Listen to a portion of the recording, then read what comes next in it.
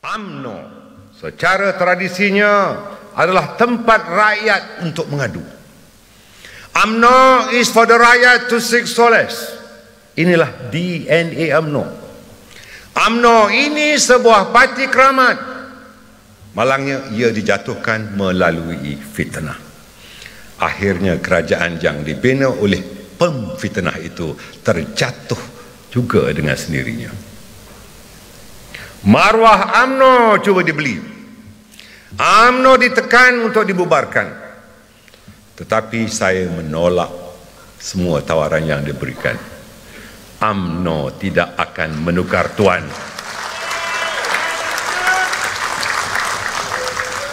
Tuan UMNO adalah ahli-ahli UMNO dan rakyat keseluruhannya.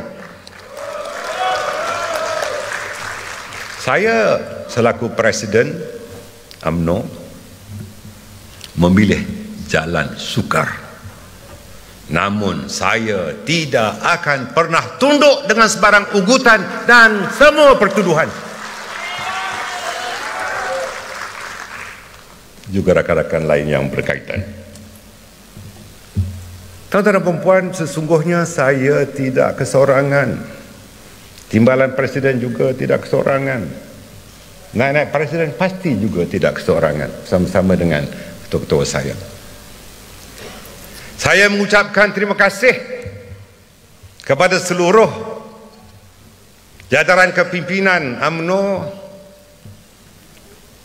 sama ada di peringkat akar umbi, rakan-rakan di bahagian-bahagian negeri-negeri, dan lebih-lebih lagi saya ingin mengucapkan terima kasih pada dukungan sepenuhnya rakan-rakan daripada majlis tertinggi UMNO. Terima kasih kepada mereka. UMNO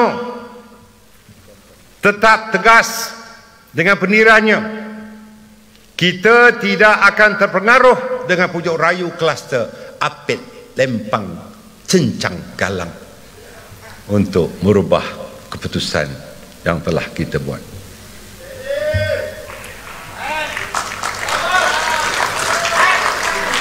Apit, Lempang ini sehingga malam tadi masih lagi merayau-rayau.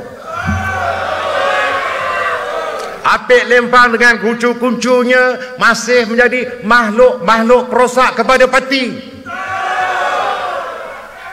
Apit, Lempang, cukuplah. Kalau rasa-rasa nak jadi pemimpin, nak jadi ahli, taat kepada peraturan dan keputusan parti. Betul? Para perwakilan, majlis tertinggi telah membuat syarat khas pada 12 Mac tahun lepas lagi. Saya ingin menjelaskan bahawa kita bersetuju untuk ahli-ahli parlimen UMNO dan tentunya dukungan ahli-ahli parlimen BN untuk memberikan sokongan secara on block kepada pembentukan baru selepas pembentukan kerajaan baru selepas keruntuhan kerajaan yang lalu, sebelum kerajaan sekarang ini. Selepas itu sewajarnya lah setiap keputusan yang hendak dibuat perlu dirujuk pada parti, bukan dilakukan secara nafsi dan individu. Bak kata bidalan, jika berkeluarga ada induknya, jika berjemaah ada imamnya, jika berparti ada nahodanya. Begitu juga dalam isu kerjasama dengan bersatu. Perlu saya tegaskan keputusan Majlis Tertinggi daripada awal pembentukan kerajaan dalam Perikatan Nasional ada tempoh jeda waktunya. Ini adalah keputusan besar parti. Kita tidak boleh berganjak. Walau ada orang yang mengatakan saya menggunakan kuasa veto bila membuat keputusan Majlis Tertinggi, itu hanya satu tuduhan melulu. Perlembagaan UMNO tidak ada peruntukan untuk kuasa veto. semua keputusan yang dibuat adalah secara jama'i atau kolektif. Ini adalah keputusan Majlis Tertinggi. Apa yang telah diputuskan adalah muktamad. Kalau ada di kalangan yang di atas pentas ini atau yang berada di luar menyanggah keputusan yang telah dibuat oleh Majlis Tinggi dan insya-Allah akan dibentangkan dalam usul bila perbahasan yang akan dimulakan sebentar lagi, jika mereka menyanggah keputusan parti, saya serahkan kepada perwakilan untuk mengambil tindakan pada orang yang berkenaan. Sebenarnya tuntutan UMNO secara jelas, tuntutan UMNO sebaik saja runtuhnya kerajaan PH. Ahli-ahli Parlimen UMNO dan BN mahu PRU diadakan untuk mengembalikan mandat kepada rakyat. Bagaimanapun takdir Allah telah menentukan bahawa semua rakyat di negara ini telah dilemparkan dengan ketakutan terhadap penularan pandemik COVID-19. Bukan saja melanda negara kita tetapi di seluruh dunia, dan tentunya dia menghalang apa yang sepatutnya yang telah kita cadangkan. Sehubungan dengan itu, apabila keruntuhan kerajaan PH yang lalu, secara sendiri kita dengan hufnuzon, dengan berbaik sangka telah bersetuju bahawa jawatan Perdana Menteri diberikan kepada seorang pemimpin kepada parti yang bilangan ahli parlimennya paling kecil. Dengan syarat ketika itu Majlis Tinggi telah memutuskan parlimen hendaklah dibubarkan pada bulan Januari 2021 dan PRU hendaklah diadakan selewat-lewatnya pada suku pertama tahun 2021, iaitu pada bulan Mac ini. Itu keputusan yang telah kita buat. Agak mengherankan PRU yang sepatutnya diadakan sebagaimana yang diharapkan oleh rakyat berubah kepada proklamasi darurat. Proklamasi darurat dibuat atas alasan untuk memerangi COVID-19. Sedangkan kita semua tahu hasrat sebenar tidak perlu disembunyikan kerana ada udang di sebalik batu. Ahli-ahli UMNO dan kita semua rakyat menjunjung kasih ke bawah duli Yang Maha Mulia Raja-Raja Melayu atas titah menolak cadangan proklamasi darurat apabila pertama kali dipersembahkan kepada baginda-baginda. Keperhatian duli-duli Yang Maha Mulia Raja-Raja Melayu yang sentiasa mencebar duli bermuasyarah untuk menentukan tindakan terbaik bagi masa depan rakyat dan negara amat UMNO dan rakyat sanjungi.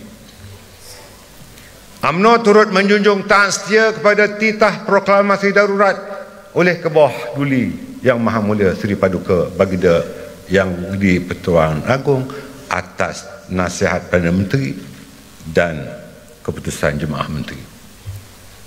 Dan kita juga menjunjung kasih atas titah perkenan tuanku untuk Parlimen bersidang. Namun ada yang lebih sudu dari kuah. Mereka memberi pelbagai alasan supaya persidangan Parlimen tidak diadakan. Sedangkan Parlimen itu teras demokrasi negara.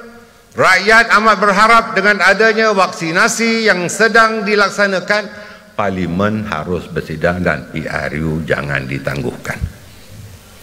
Malah timbalan speaker yang berada di sini yang lebih jantan daripada jantan.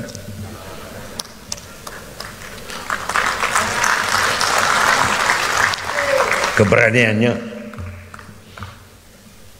Kalau Parlimen tidak boleh bersidang, pasar malam boleh dibuka, mall boleh dibuka, tempat lain boleh dibuka, sekolah boleh dibuka. Cara sinis bila mencadangkan kalau Parlimen sangat-sangat bahaya, kita boleh bersidang di sekolah.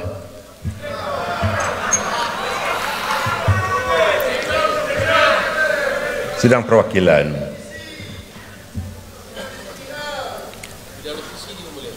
Oleh kerana itu, saya dan sidang perwakilan tentu memahami bahawa realiti politik hari ini memerlukan UMNO melakukan penjajahan politik baru untuk meneruskan matlamat penubuhannya. Semalam Timbalan Presiden menyebut tentang political correctness, pembetulan politik. Apapun istilah yang akan digunakan, kewajaran dan kematangan saf kepimpinan UMNO untuk menolak kerjasama dengan Bersatu adalah muktamad.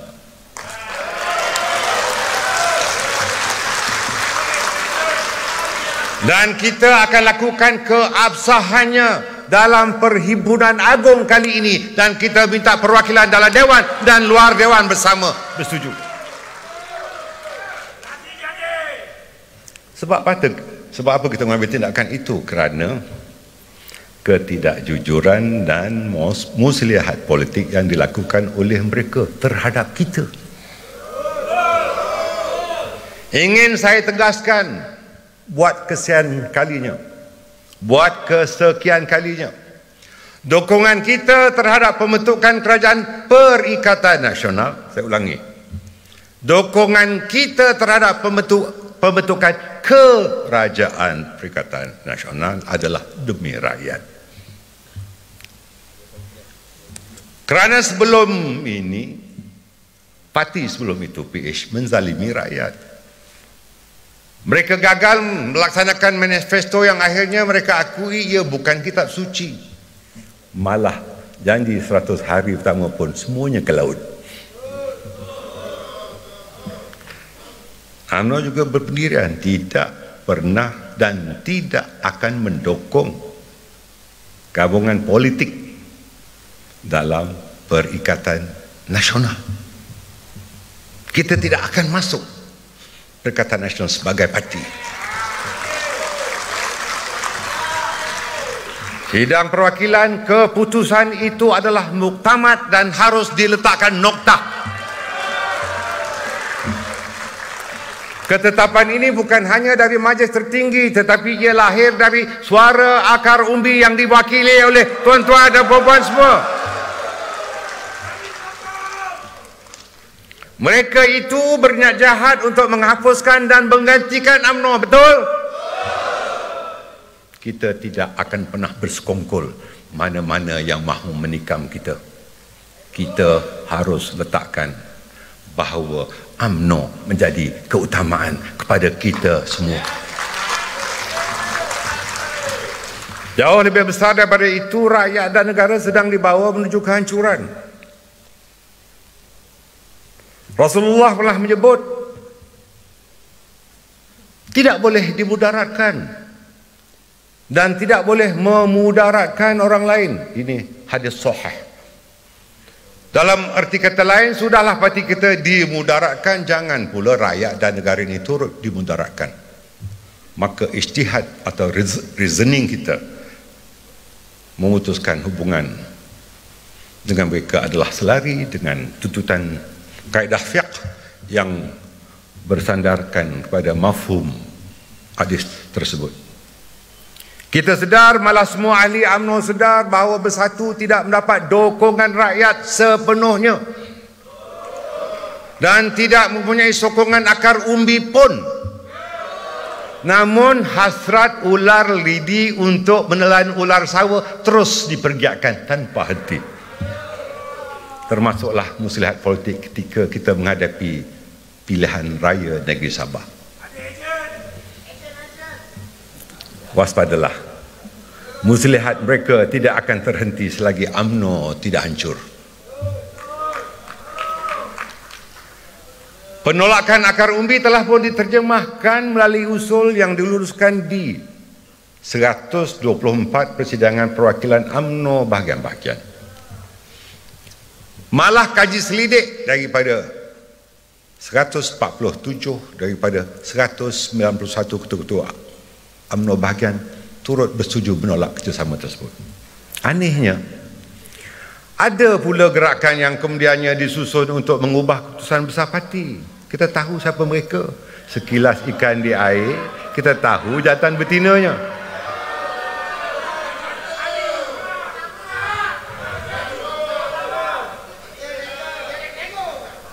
Sidang perwakilan, saya tidak mahu memanaskan suasana.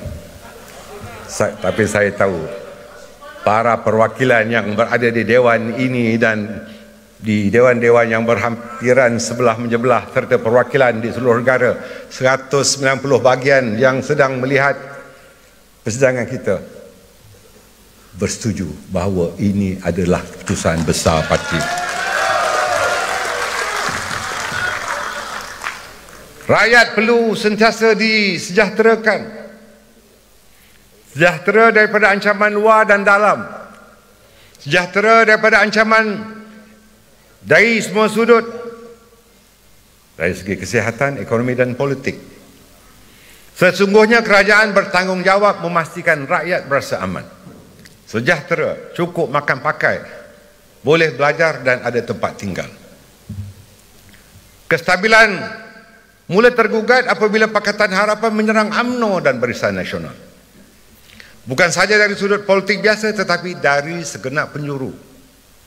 Media baru dipergunakan untuk menabur lada di bibir pendiam dan menitik cuka di luka perbezaan. Akhirnya mereka berjaya menjadi juara fitnah dan membina persepsi kotor untuk dipilih menjadi pemerintah yang berpijak di lantai penuh dusta. Pembohongan tidak mampu menjadikan mereka pemimpin dan pemerintah berwibawa. Alhamdulillah, rakyat cepat sedar dan ramai sedang menunggu bilakah PRU 15 untuk menghukum pendusta yang membohongi mereka. Kita tak tahu bila PRU 15. Pada pandangan kita, mungkin hingga 2023. Kerana mereka telah cukup bilangan ahli-ahli parlimennya. Kita mesti lakukan sesuatu. Saya serahkan pada perwakilan untuk membuat sesuatu keputusan besar. Inilah Dewan Keramat untuk para perwakilan membuat keputusan sama ada kita dan secara maya. Sesungguhnya ubat kepada politik semasa ini adalah kestabilan. Kestabilan Malaysia adalah kejayaan besar UMNO. Kita harus mengakui bahawa kestabilan politik merupakan kunci kepada kejayaan negara. Ia bukan hanya dalam bidang keselamatan, malah dalam bidang ekonomi dan sosial. UMNO melalui Parti Perikatan dahulu dan Barisan Nasional sekarang telah mentadbir negara ini selama lebih 63 tahun.